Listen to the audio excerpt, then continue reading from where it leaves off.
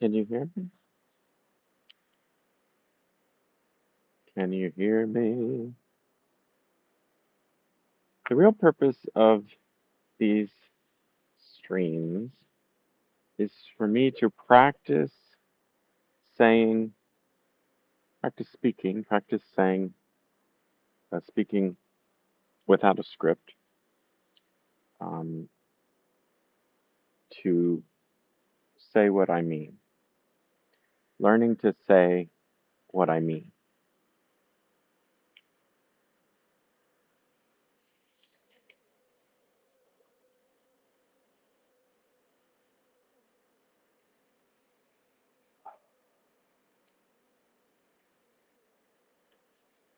And that's not easy because there are so many distracting stimuli. And the big one for me, very often, is pain.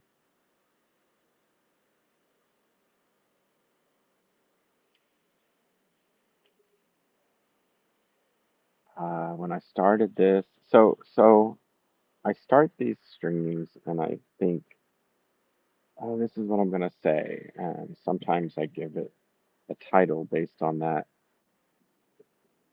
and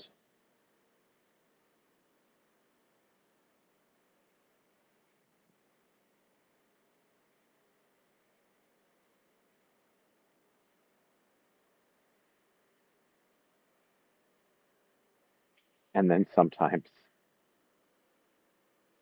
the streams don't live up to the title.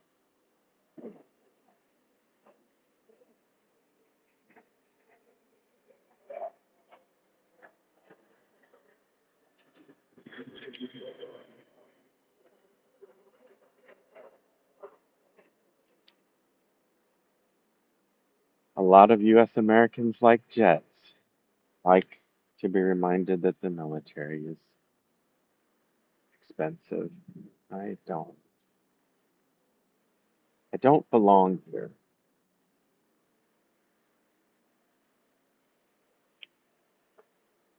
I just left a medical appointment for my back, and the next place in my brain that I was going, it's like, oh, as long as I'm out of the house, because I normally don't leave the house because I'm in pain. I thought, as long as I'm out of the house, sure, just keep back and forth, just fly back and forth over my head. Fun. Um, do other people get mad at military jets? That's kind of content we come to this channel for. Um, well, it's distracting. That sound distracted me from being able to think. I'm also near a highway. It's pretty loud. And like I said, I've got this constant physical pain. My shoes are unpleasant. I'm not wearing the right shoes for walking. They're bad shoes anyway.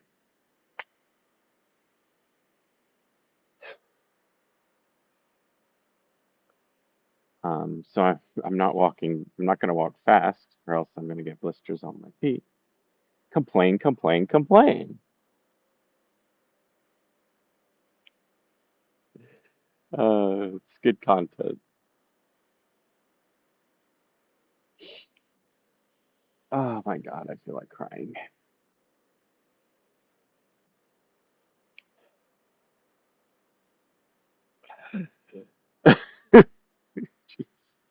Okay.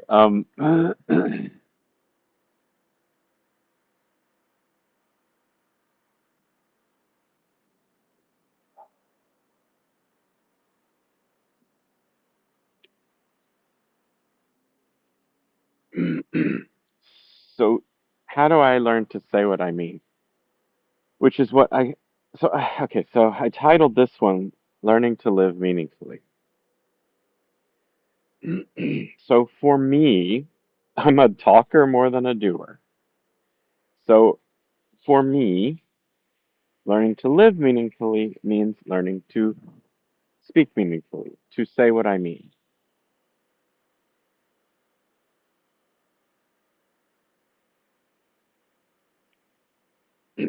um, there's a lot of people who aren't like me, who are more doers than talkers. And I get it. I mean, even though I often feel, sort of like alienated or whatever, it's like I get it and I respect it in a way because I can understand that it is um, more effective, maybe, than talking to just do stuff. But I mean, come on. Why did I go? Why did I go? Why did I adopt a polar position? Why did I say that there's talkers and doers? Why did I do that? Don't must don't we all do both? Mustn't we all do both?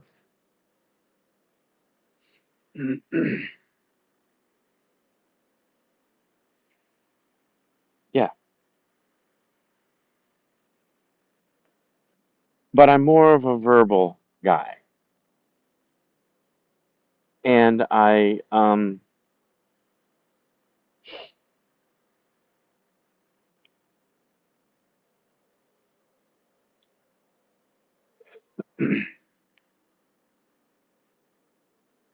and I'm interested in the arts, and I mean this is just I think that there's a lot.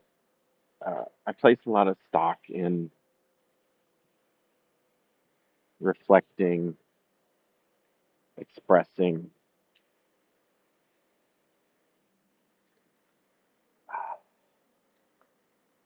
the verbal. Saying what I mean is hard. It's so much easier to go along with scripts that I picked up um, because the pace of life is fast. And so, I mean, I've been under oath, and a an attorney, the opposing attorney, um, kind of led me into saying something that I didn't mean. And the script of how to respond to a situation took over. I mean, I know my attorney said, told me to think before I answered every question, and I guess I didn't. But also, my attorneys weren't that good. Uh, if they should have given me more prep, then like, oh, but that's a perfect segue into my medical situation because um, and talking and seeking meaning, the pace of life. So why so I had a in that case I had a negative legal result. Um, it may not have been affected by. It might have come out the same way, but the point that I've held on to ever since is that, under oath I said something that wasn't true. It wasn't what I meant or what I believed or what I thought. And so that opened up my eyes, to realize, oh my gosh, I mean, I should have known this already just from culture and the news and drama, TV, but TV, movies, whatever. Um, but the what we consider to be true, like the legal record, that's not even true. That's not the truth. It is what lawyers got to be placed into the record in a very formal, mannered, artificial setting. And if you think about that, that explain. I mean, that's also how to describe government and uh, I mean, nothing, all these systems, they get corrupted. They're not natural. Maybe they're corrupt maybe they're not corrupt. Maybe they're designed. I mean, I would say the systems that I am aware of in my country are designed with flaws built in on purpose, biases. What in the heck am I rambling about?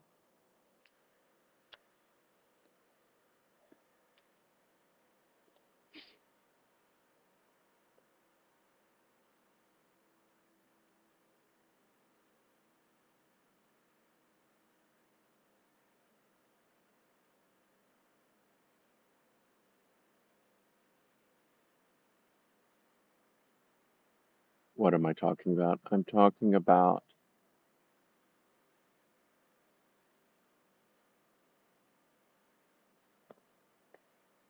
truth, understanding, talking about meaning.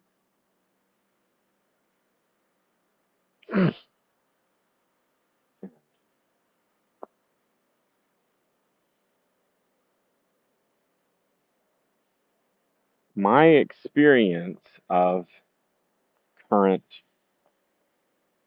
US culture is that meaning is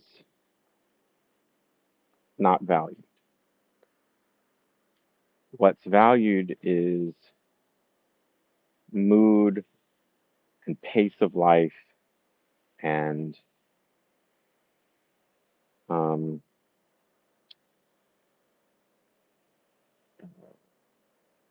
position, like defending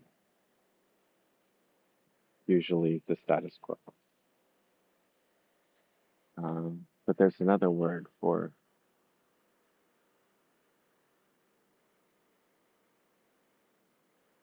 the more I talk in streams like this, the more I am practicing talking about the topics that are important to me so that hopefully one day I will be able to open my mouth and say what I mean with less meandering. So, just like the legal process that I just described that I experienced, that I felt was rushed and bullied and pushed and uh, to a poor result, to an incorrect result, to an untrue result with less meaning. Just like that, that's my experience of the medical profession. That, I mean, can you imagine? I mean, is this what they're building AI for? So that I could have a meandering conversation as long as this, which is 13 and a half minutes and counting, that, you know, about my medical needs? That's not the way they go. You're guided by them and their desire to make the most money with their time. I mean, if you want to be nice about it, you could say deliver the most care to the most people. That's not my experience. My experience is, or how it feels to me. If I say that's how it feels to me, there's no arguing. How it feels to me is being rushed through an assembly line to get your money and get you out the door. The results are less important than a result, if that makes sense. Like the quality of the result is less important than just, oh, we processed something along. We came up with X number of billable things. That seems to be, to me, what motivates uh, the medical experiences that I've had. Maybe it can never be different because, like I said, what's the alternative? that a doctor's going to know me and have the patience to like listen to everything I have to say about, what I think is happening with me. I mean, no, I guess not. I guess that's unrealistic. So I have to be my own doctor. Maybe that's what drives people to reject um, authority, to reject experts, because they feel U.S. people feel that, well, we're all on our own anyway, ultimately. I don't know. I say U.S. people. I don't know what other people. I don't know what uh, life is like anywhere but here. I know that from what little I have seen when I have been other places, I would prefer to live anywhere but here. If it's not an active war zone, which I mean, honestly, the United States is, but other than that, because if I were to be transported to somewhere that's less well off than here, then things are going to be less expensive, and there's going to be some forms of community for survival. I mean, I might not find a way in, but maybe I will find a way in to.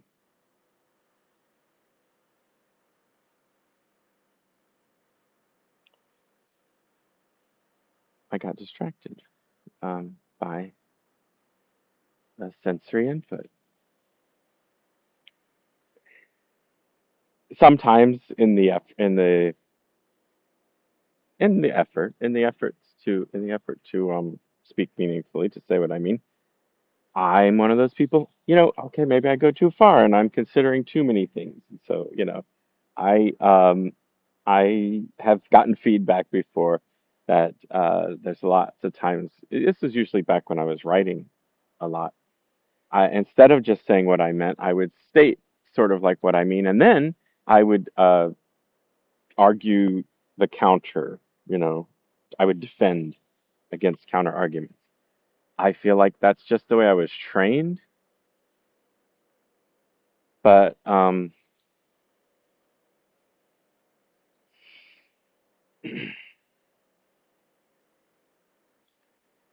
that's kind of like what I'm doing here with these, like, oh, if I moved into this place, it could go better, it could go worse. If I moved into this kind of country, it could go better, it could go worse.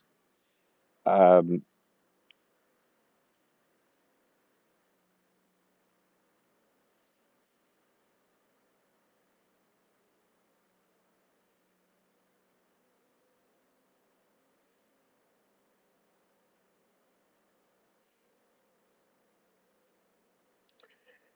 okay,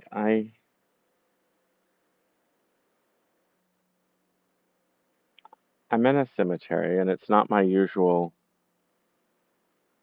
one. My usual one is farther away. This was just on my route. Um,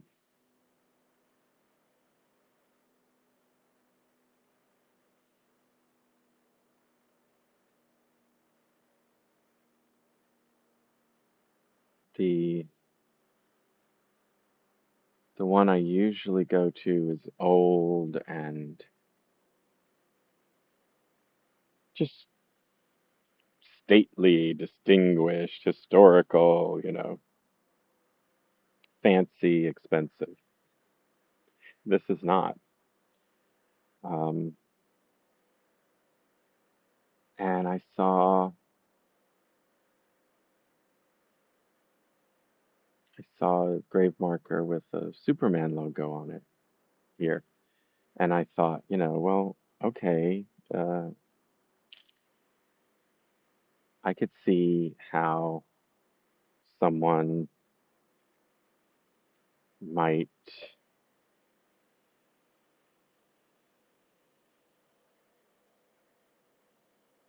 I mean, it's not the worst thing, to think of someone, a loved one, as a Superman. That might have been the role that that person played in the family's life. Um, it may even, be touching to see that on a grave marker. Now, here's some geese, and I'm going to show you talking about things that. So here's someone who likes kittens and crosswords. Okay, I think it's a little odd, but that's all right. And then here's what somebody else likes.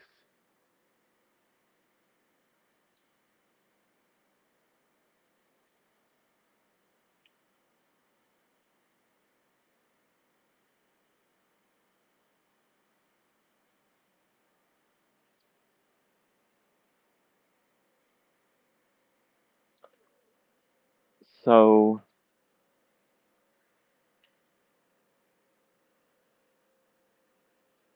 at the other cemetery, which is the old historic one, there are actual Confederate soldiers buried, and their grave markers are proud of the Confederacy too. Um, it wasn't my intention. Here I am getting distracted by hate, by making fun of people that I don't like. But because the first one that I just wanted to comment on is that, and like I wish now I've shown people's names and like, but I'm sorry. God bless the Confederacy is absolutely wretched to be to me. And beer on the tombstone. I mean, just I feel like it's just sad. I'd love to just move to another country and see what's their culture like. What are the things that they're into? Maybe I can learn. I've had enough of the stuff that I don't like about this place. I want to see. Anyway, there's someone here who's died at age 22, 21, and a month shy of the 22nd birthday. And what the family put on the grave marker is a Chevrolet car brand symbol, like really big.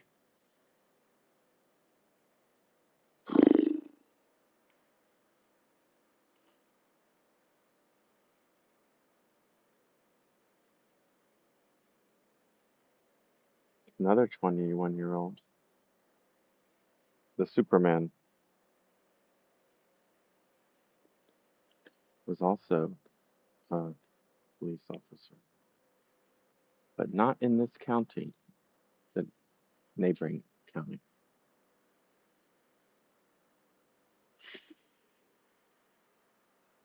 Actually, it's kind of far from here. Um, does any of that matter? I don't know. What do you tune in for?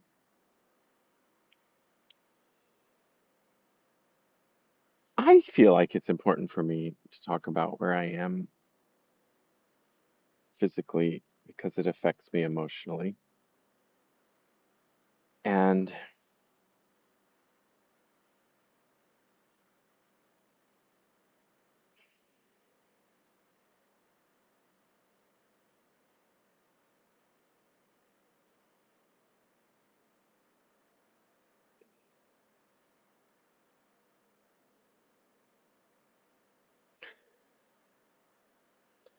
I would like to have better health if I'm going to live, which I feel like I don't have a choice.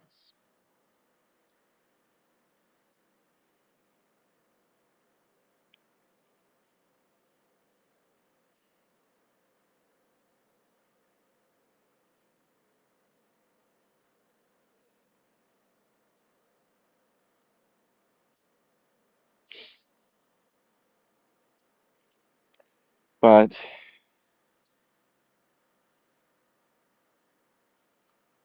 like I'd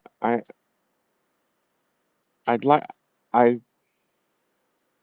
dream of living somewhere where my environment inspires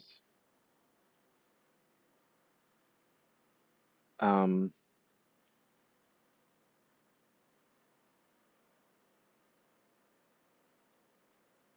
the best in me. Like I can just blame me and say I'm a hater, I'm negative, I go, I'm even in a cemetery, I'm like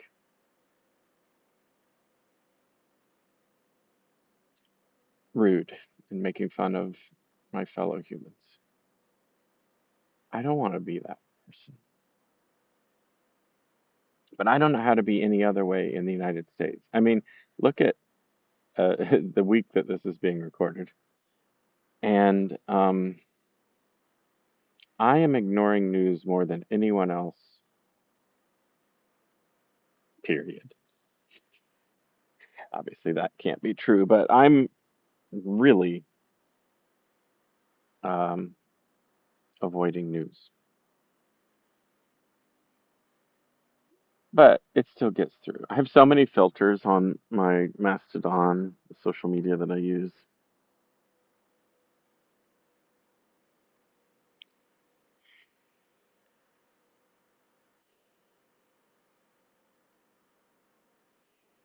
There's someone who has the same first two names as my sister,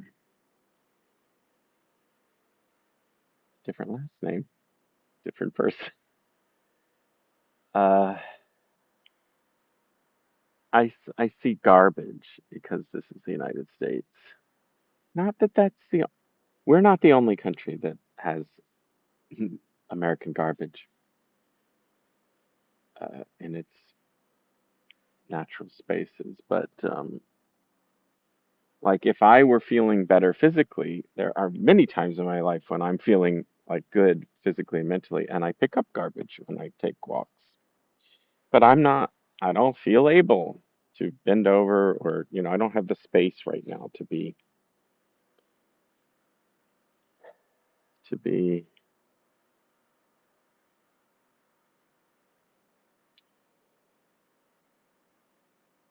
I thought I'd show it because, well, never mind. Maybe I thought I'd show it just to give me an excuse to bend over. Um, it's just really hard to talk. Maybe this is the appointment I wish I could have had with my doctor. And you can see why I could it couldn't have happened.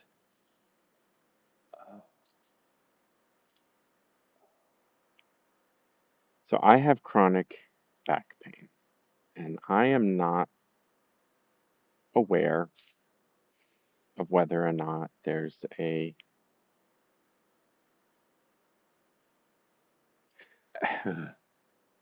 scripts. I was just about to say I don't know whether there's a physical cause or whether where to um, what further could be done to find out what the physical cause is or might be. That's a script.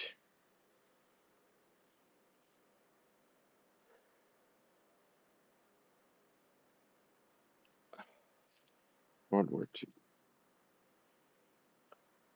II. And it's a way of getting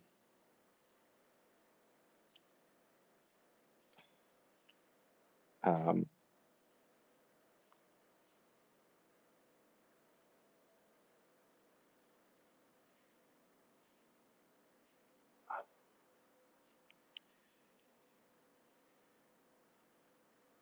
getting into another polar opposite.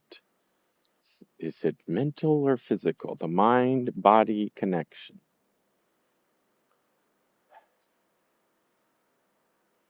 And every time I bring that up, I always say, "What? There's no disconnection." What's the disconnection? What is the disconnect between the mind and the body? Point me to that. I believe it's just conceptual.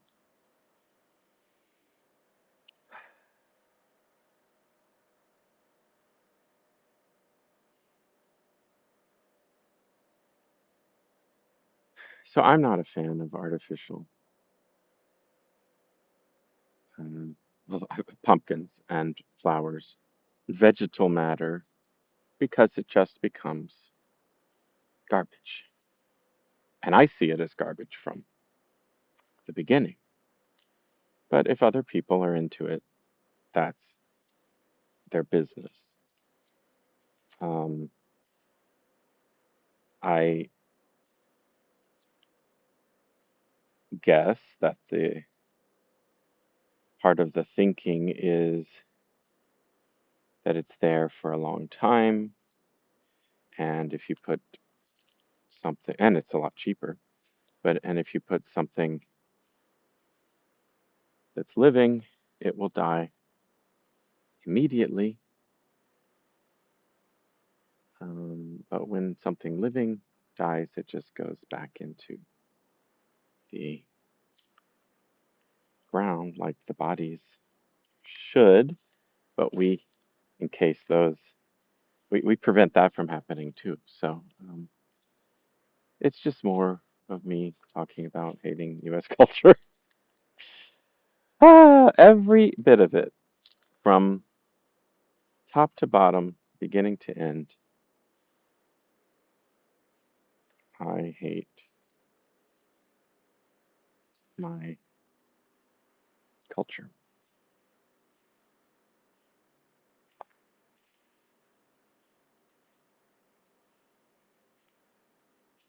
And think of how unappealing that makes me. I'm living here and I don't have anything nice to say about it. I'm one of those liberals.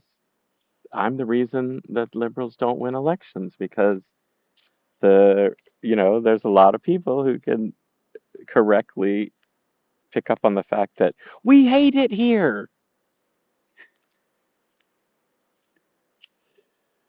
I don't know. I'm just I do. I hate it here. The last president I voted for who won was an old white guy who would say things like America is the greatest country on earth, which I fundamentally do not believe. So, I guess he doesn't hate it here. Clearly, Biden didn't hate it here because he didn't change enough. He was a slow moving institutionalist, even though, I mean, he was the best Democratic president on many issues in my lifetime, and it didn't matter. Well, I didn't stick to a topic, no surprise there. And I didn't get enough exercise, no surprise there. But I'm kind of running low on energy. And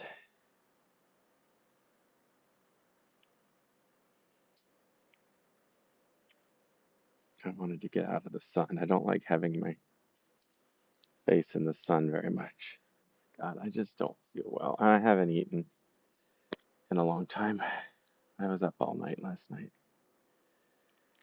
All right. Can I stick to the topic? Can I stick to the topic?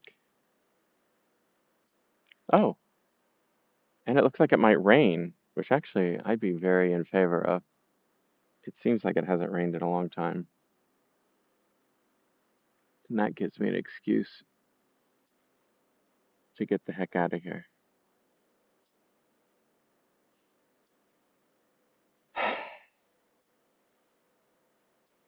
So I'm going to start heading back.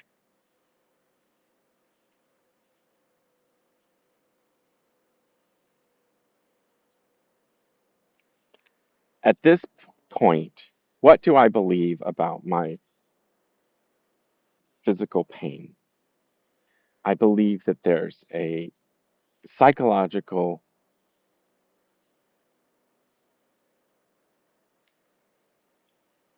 a very strong psychological component to it. Not in the sense of, oh, it's psychosomatic, it doesn't exist, but in a mental health way. I believe that I mean, I'm half a century old, and I believe that And I've spent most of that time unhappy and uh, feeling alienated. And okay, I don't want to cry. Anyway, I've not felt at home,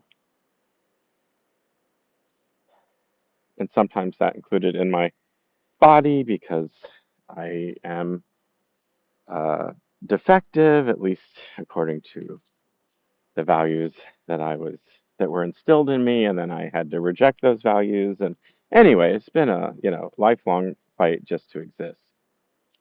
And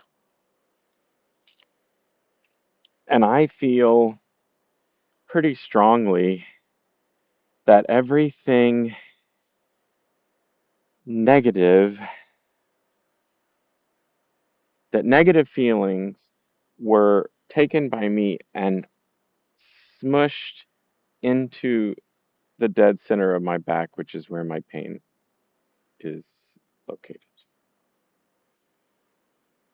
In terms of like how this is, this is healthy and then this is natural. Like this is what I've been doing to this body for half a century. Huh. Or I don't know. When do people become, when do people stop being happy, carefree children? For me, I think it started pretty early because when I first started going to therapy, I remember um, um, I was like 19 or 20 or something, and the therapist was asking me sort of fundamental questions about my childhood to get sort of uh, my history. And I gave, I'm not gonna, I mean, this could go on and on forever, but I mean, the answers I gave were, I'll call them, full of repression. Like my answers were like, I never, and she's like, she's asking me, no, no, I mean,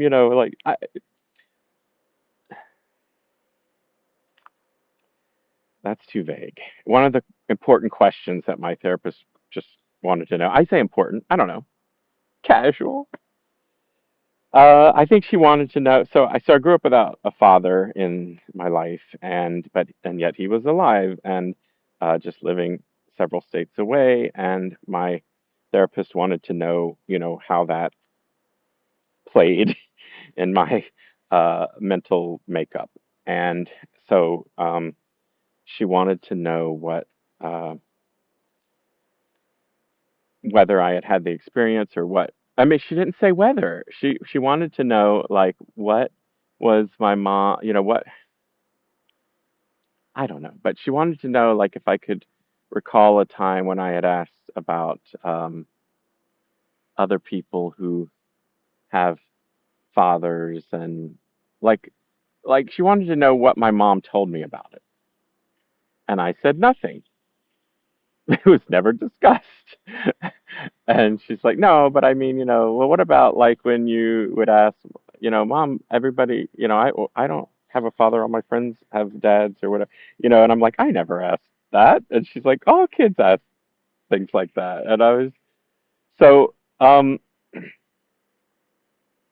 I was like, I mean, and she's asking me these questions like it's very natural, and I'm responding like shocked, there's no gambling at Rick's American Cafe. Um, Such a dumb thing for me to say. Uh, I was responding like, "You're ridiculous. This is preposterous. I know my life experience. We didn't these things that you think all people experience, we didn't experience." But and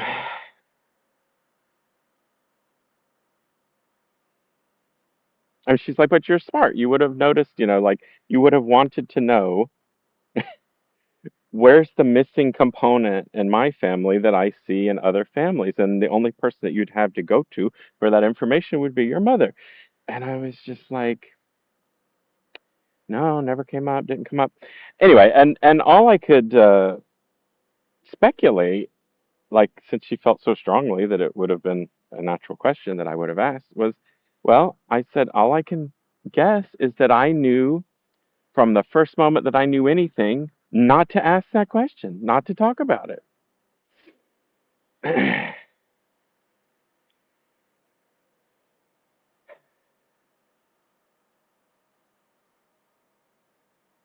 Is that the biggest thing in the world? No, not from the perspective of, like, oh, so I don't have a dad. I remember I always thought I don't want one because from what I can see, they're bastards, they're assholes, they're rude, they're mean, they're, they're thugs, they're, anyway, I didn't like them. So I was like, what am I missing? Nothing. But if I had had a good dad, then that would have been amazing. But the point that I bring it up for now isn't to say, uh,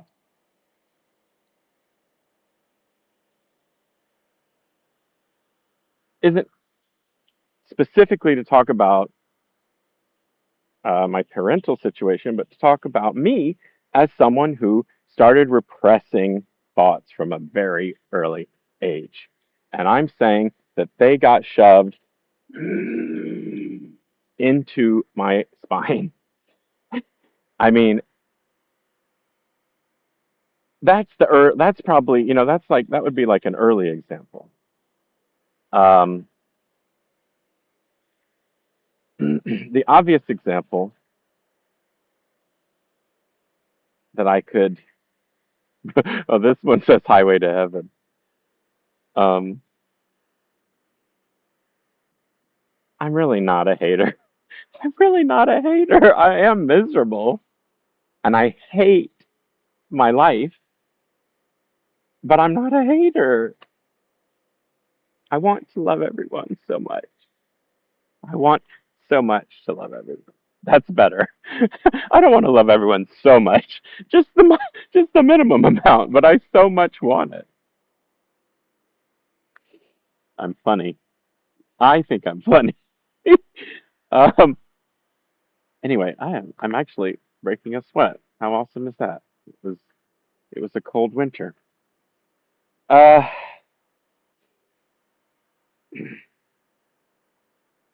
so there's a big psychological component to my pain, and the next one after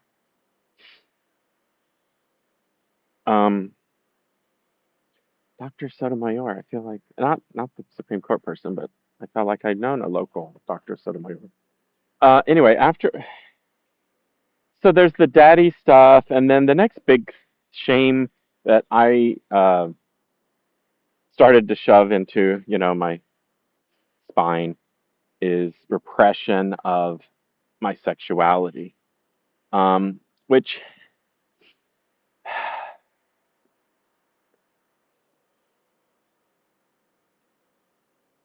those are some words, and I could use other labels. But I think the most important aspect of it, I mean, we use labels and they're good for establishing some kind of solidarity. But but for me to say like, oh, I was repressing my sexuality is to say I was repressing my natural expression of self. That again, I picked up on it so early that was already in the routine of doing it before I knew what I was doing. Um, some people tell a story and they're like, "Oh, I knew I was gay from a blah blah blah age." Not me. I had myself completely fooled, and yet I also knew there was something deeply wrong with me.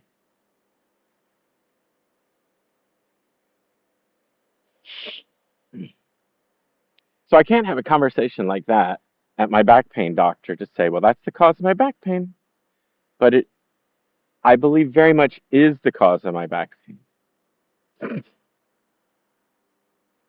I don't know if there's anything specifically that could be done in terms of, we're going to find this you have a specific problem. I mean, because I've had falls, I've had car accidents, I've had some injuries. I feel like I've fallen on my tailbone. Um,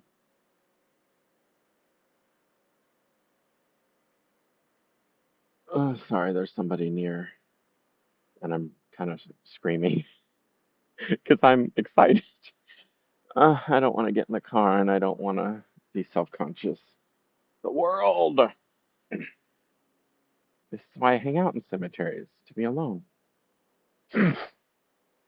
Um,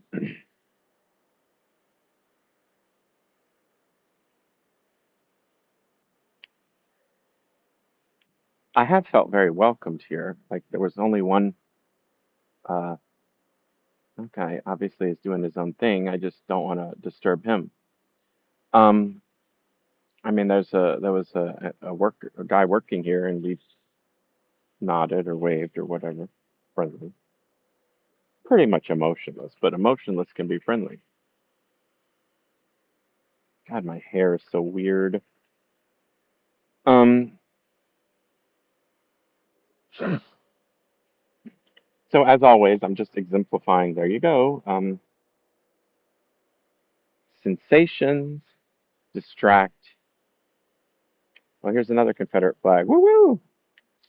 I mean, like, if I moved somewhere else, it wouldn't be like I would be, I'm meaning to another country. It wouldn't be like I would be away from all racism, but I would be away from that particular brand.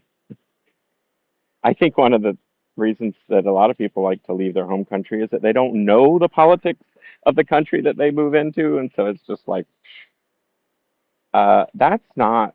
I mean, I would love to move if I were more fluent in Spanish. I would love to move to Mexico and be a contributing member of society there. But I don't have any desire to contribute to America. I dislike it that much. I think that the United States is fundamentally flawed. And not only, oh, well, it's Leonard Skinner. I'm on the grave of Leonard Skinner, Ronnie Van Zant. Um,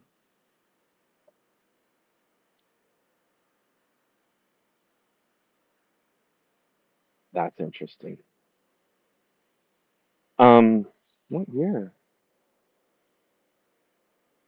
1977. This couldn't have been the original resting place. Anyway,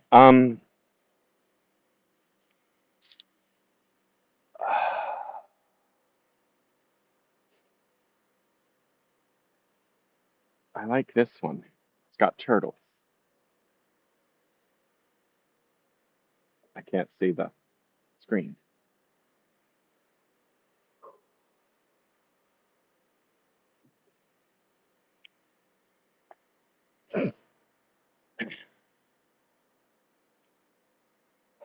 So when it comes to, getting better,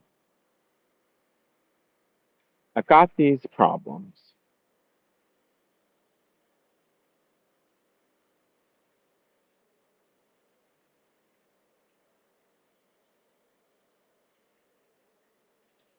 So I probably like this person. Their inscription says, "Grieve not, nor speak of me with tears, but laugh, and talk of me as if I were beside you."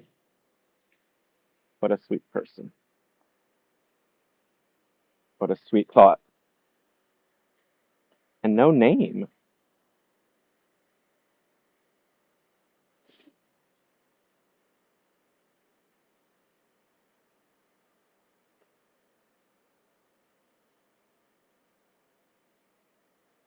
These streams are a microcosm of life. Like my goal is to have as much meaning as possible. And the distractions just come like distractions come in life.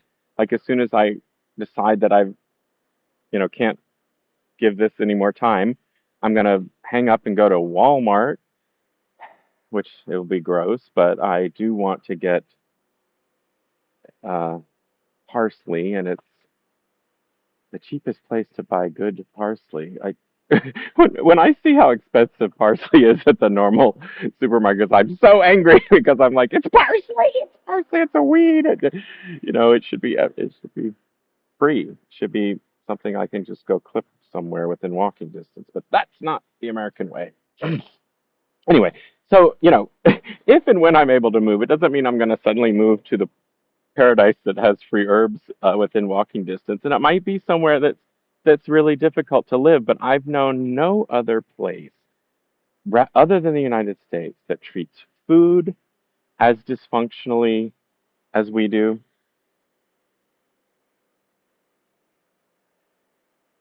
and that is. I mean, I can think of some other places that are anti-walking, but those just wouldn't be one of the places I would choose. But um, the U.S. is not just car centric, but it's hostile to walking. It's hostile to community of people, just bustling shoulders. The cities that do that are freaks, and they're so much in demand because there's so few that places like that in the U.S. that you're priced out of living that way. And I just want to live somewhere because I believe that movement has to be part of my life if I'm going to get better. And I don't have any reason to move in this America that I live in. There is no reason for me to do it. I mean, even back when I was working, I hated my jobs, and also they were just me sitting in a car and then me sitting at a desk. Uh, I wasn't living, but I was working, and I wasn't getting ahead financially, or or spiritually, or psychologically, or emotionally. I was suffering in every possible way. So when COVID came along, I'm like, oh, I'm not going to do that anymore. And I immediately started feeling better. But once the saved up money, I mean, a lot of my problems are just financial, not just, but are financial. Um, but the thing is, like, it's just not possible to have a good life in the United States without a lot of money.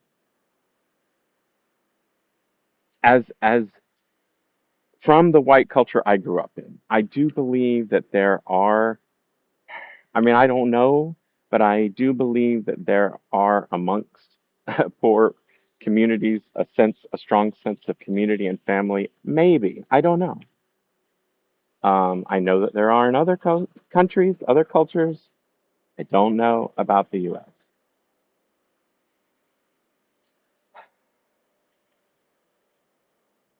But I mean, it's scary and sad that at this late date, but I'm never going to get any younger. And I mean, I have been hoping to die because I've just been like, ah, I'm so miserable, please. But I don't feel like I'm about to die. And I'm not a murderer, so I guess I got to figure out a way to live. And if I've got to figure out a way to live, and if I'm going to live 30 more years plus, like the generation before me in my family, um, then I think I deserve to get myself out of this unhealthy country that I hate. And the best thing I can think about is Mexico. Even though no hablo español muy bien, pero quiero entender, hablarlo.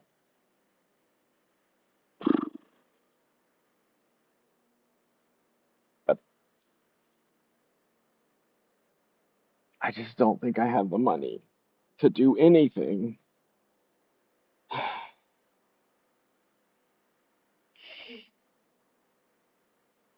And of course,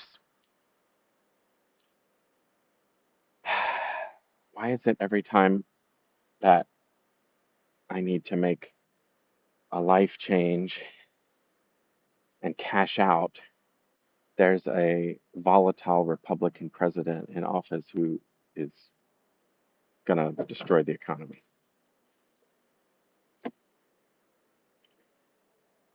Because Republicans are already rich and they don't care about people like me.